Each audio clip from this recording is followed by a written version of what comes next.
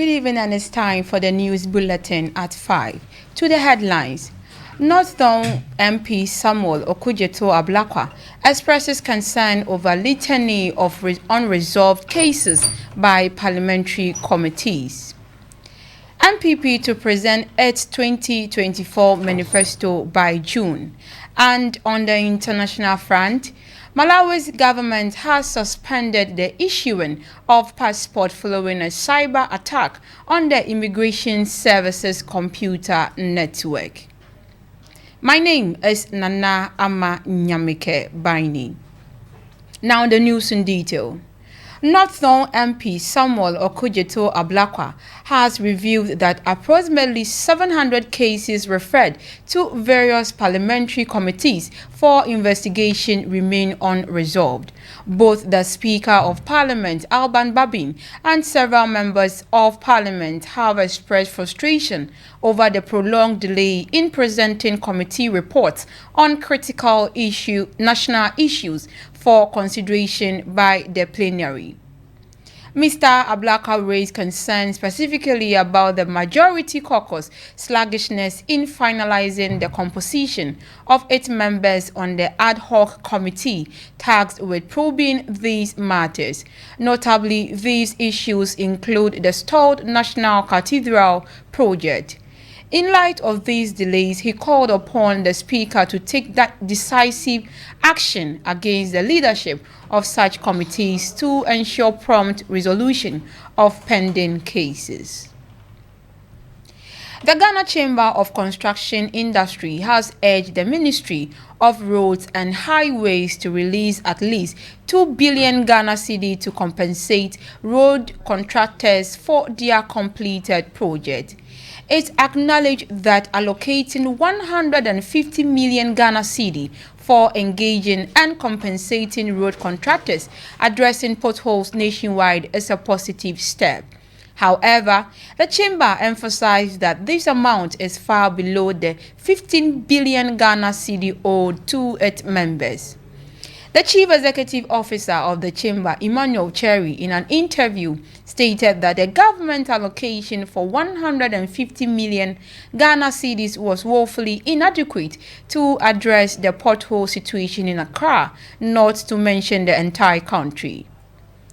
He added that the funds were insufficient for the task, particularly as some of the potholes had transformed into manholes and gullies due to months of neglect.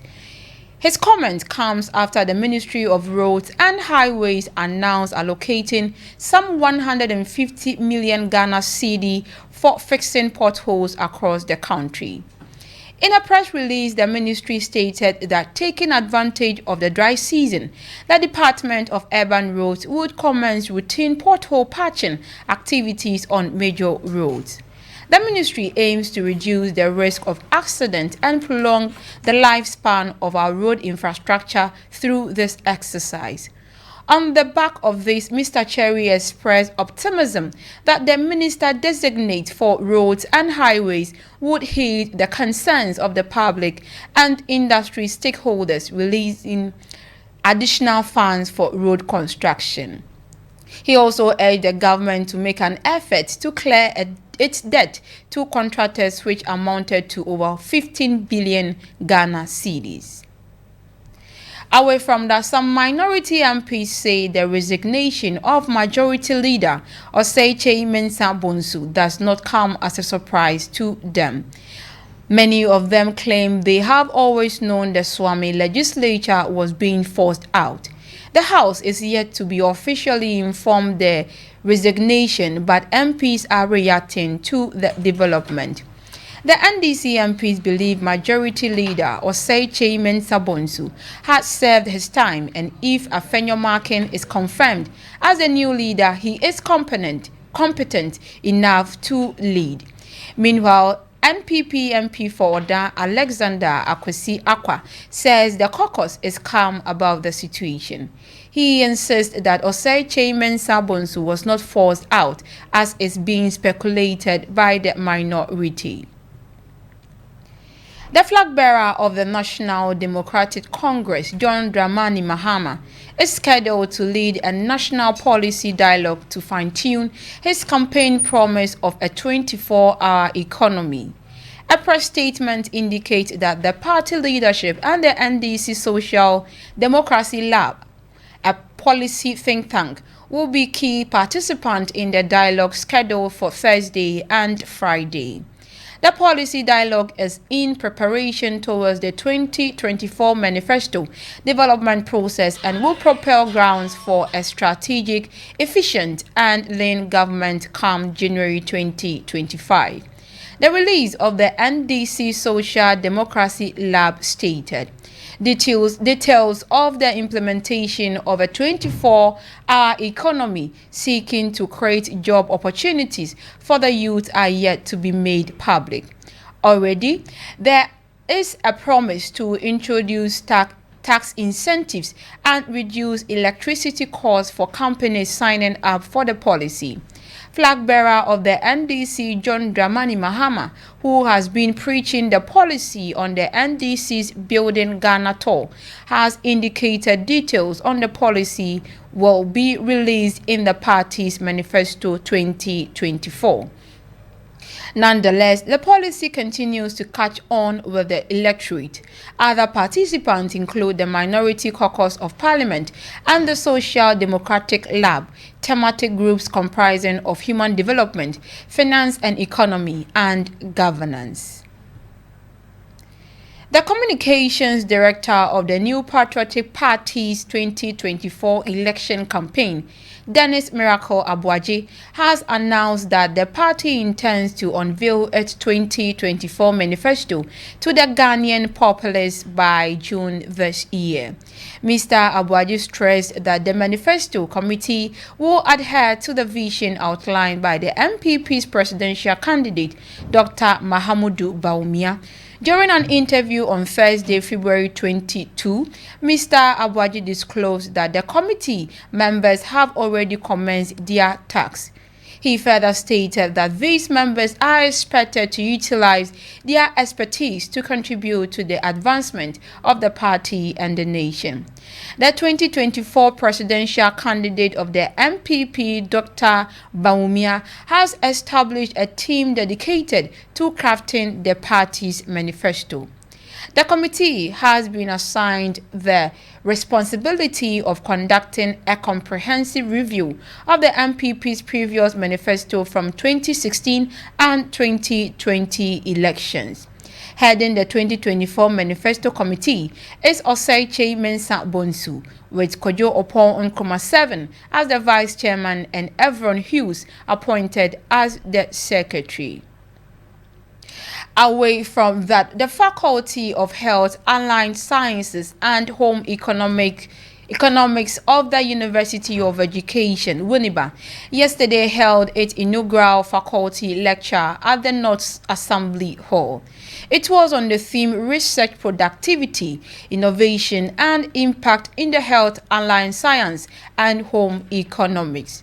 According to the recent study, about 36% of researchers believe that solving political, social, economic, or environmental problems is one of their most important roles.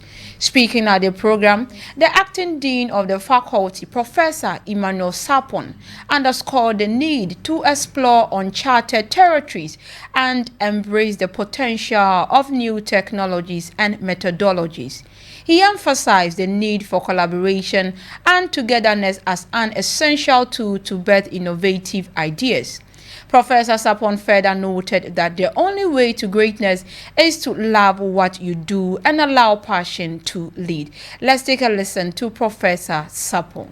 As we ride on collaborative research, we should not lose sight of the spirit of innovation as espoused by Albert Einstein, who said, "The important thing is not to stop questioning. Curiosity has its own reasoning. Let us dare to ask the unconventional questions, to explore uncharted territories, and to embrace the potential of new technologies and methodologies." Remember, as Steve Jobs declared, the only way to great work is to love what you do. If you haven't found it yet, keep looking. don't settle. Let the fire of passion illuminate our research paths, for it is in the pursuit of the extraordinary that we achieve the truly remarkable. We must ensure that our individual passion drives us to become effective grant writers, weaving compelling narratives that carry the essence of our work and its potential impact. As Victor Hugo wrote, an idea that is not dangerous is not worthy of being called an idea. Let us make our ideas not just dangerous, but transformative. HOD of Allied Science, Dr. Fred Yagbabo, re-emphasized the relevance of research works on policy decisions in Ghana and beyond if they are credible. To this end, he said it is imperative to research integrity devoid of data manipulation, plagiarism, and data falsification. Let's take a listen. How do we go about this? The world today is driven by research, and research that impacts on policy and program decisions. Research can impact on policy decisions and program decisions if they are credible. Research that politicians and programmers can rely on. And how do we ensure that this research are credible? We need to focus on research integrity, devoid of data manipulation, plagiarism, data falsification, and data fabrication. These are unpardonable crimes in academia. Again, we should be mindful of human rights and ethical issues in coming out with credible research.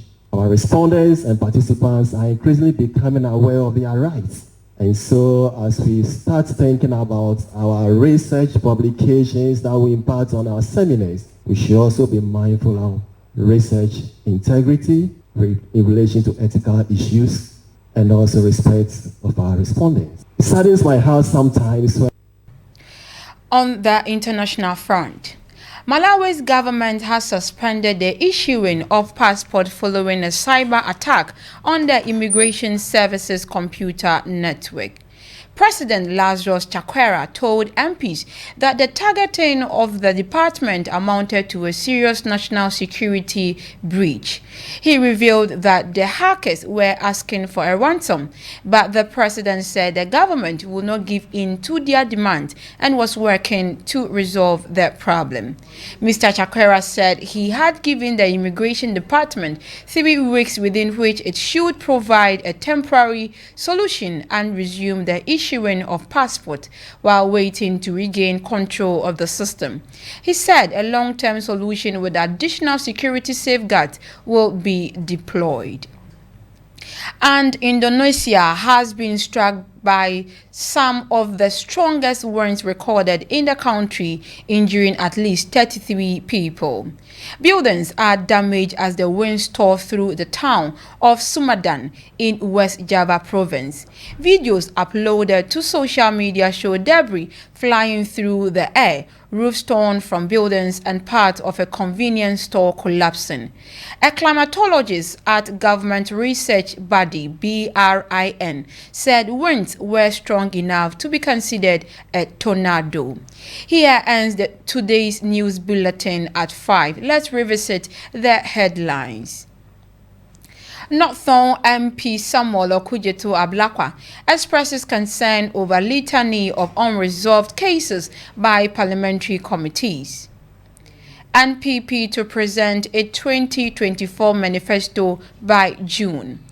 And on the international front, Malawi's government has suspended the issuing of passports following a cyber attack on the Immigration Service computer network. My name is Nana Ama Nyamike Baini. Thank you for doing the listening and do enjoy the rest of our programs. She's just a girl and she's on fire.